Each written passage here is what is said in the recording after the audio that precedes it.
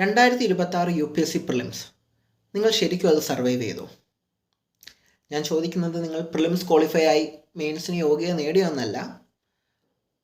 ആ പ്രിലിംസിന് നമുക്ക് ആ എക്സാം ഹാളിൽ ഇരുന്നപ്പോൾ ഒരു ഷോക്ക് ഫീൽ ചെയ്താണ് ആ പേപ്പർ കണ്ടപ്പോൾ. അതിൽ നിന്ന് നിങ്ങൾ ഇപ്പോഴും റിവൈവ് ചെയ്തിട്ടുണ്ടോ? എന്നോട് ചോദിച്ചാൽ I am still not sure about it. അങ്ങനെ ഒരു അവസ്ഥയിലാണ്. ഫ്രണ്ട്സിനോടൊക്കെ സംസാരിച്ചപ്പോഴും മനസ്സിലായി ആരും അത്ര ഓക്കെ അല്ല ആ ഒരു എക്സാമിൽ നിന്ന് കിട്ടിയ ഷോക്കിന് ശേഷം. So I think I should talk about this. ഇന്നേക്ക് 40 ദിവസം കഴിയുകയാണ് നമ്മുടെ എക്സാം കഴിഞ്ഞിട്ട്. 40 days. സോ പലർക്കും റീസ്റ്റാർട്ട് ചെയ്യണമെന്നുണ്ട്. പല ഇൻസ്റ്റിറ്റ്യൂഷൻസും റീസ്റ്റാർട്ട് പ്രോഗ്രാംസ് ഒക്കെ അനൗൺസ് ചെയ്ത് കഴിഞ്ഞു. സോ റീസ്റ്റാർട്ട് ചെയ്യാൻ ഉദ്ദേശിക്കുമ്പോൾ തന്നെ എല്ലാവർക്കും ഒരു തരം പേടിയാണ് ഇപ്പം. Like we know we had given our best attempt. Like നമ്മളെ കൊണ്ട് ചെയ്യാൻ പറ്റുന്ന എല്ലാം നമ്മളത് ചെയ്തിട്ടുണ്ട്.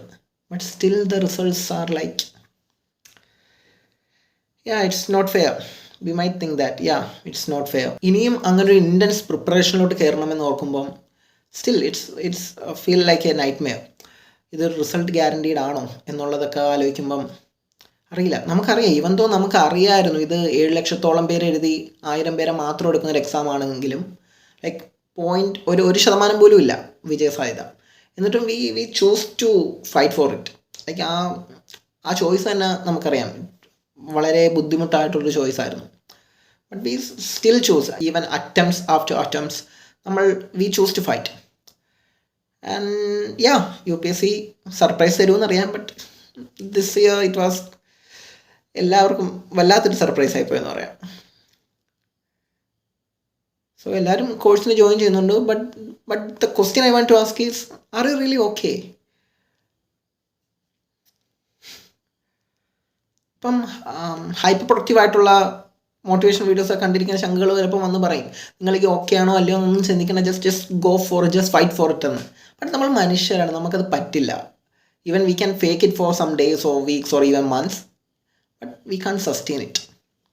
It's very bad for our mental health too. So we need to know certain things. അത് പറയാനാണ് ഞാൻ ഇന്ന് വന്നത്.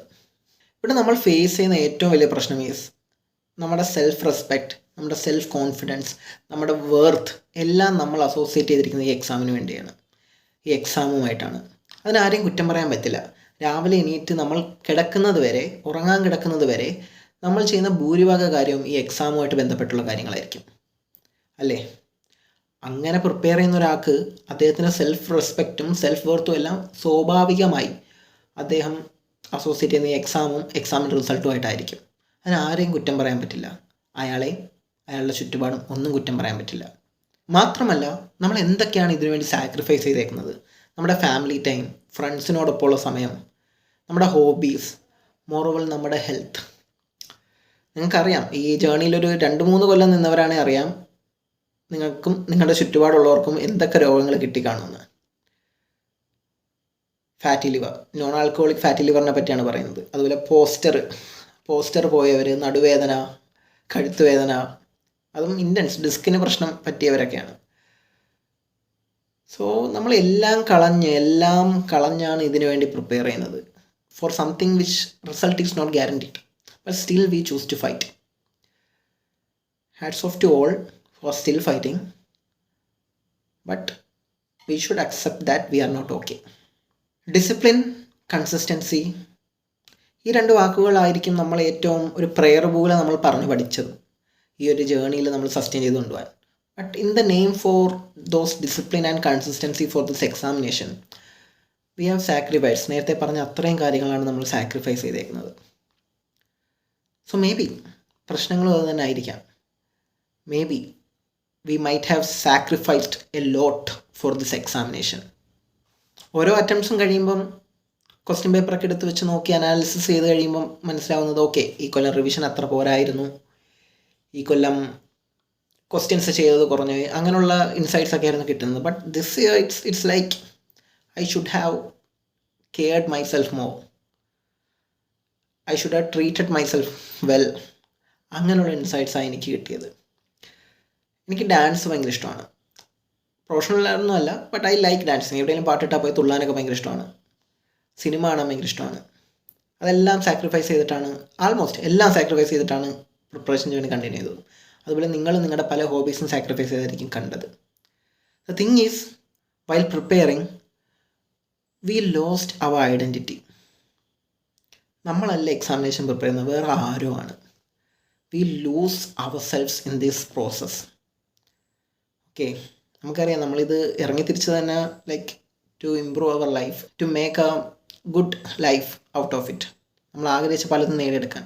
But the thing is that we lose our self in this journey. We can just let that happen for the sake of an examination.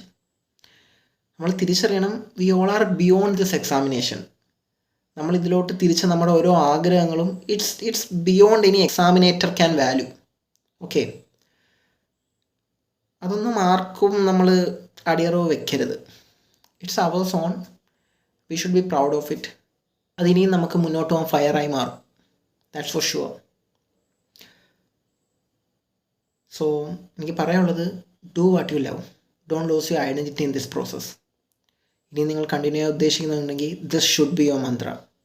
And when you fail for an examination, it's just the aspirant that fails, not the entire you. നിങ്ങളെന്ന മകൻ, നിങ്ങളെന്ന അനിയൻ അല്ലെങ്കിൽ ചേട്ടൻ അല്ലെങ്കിൽ ചേച്ചി അല്ലെങ്കിൽ അനിയത്തി, നിങ്ങളെന്ന പാർട്ട്ണർ, അവരാരും പരാജയപ്പെടുന്നില്ല. Only you as an aspirant fails, not the entirety of you. You are much more than anyone can value.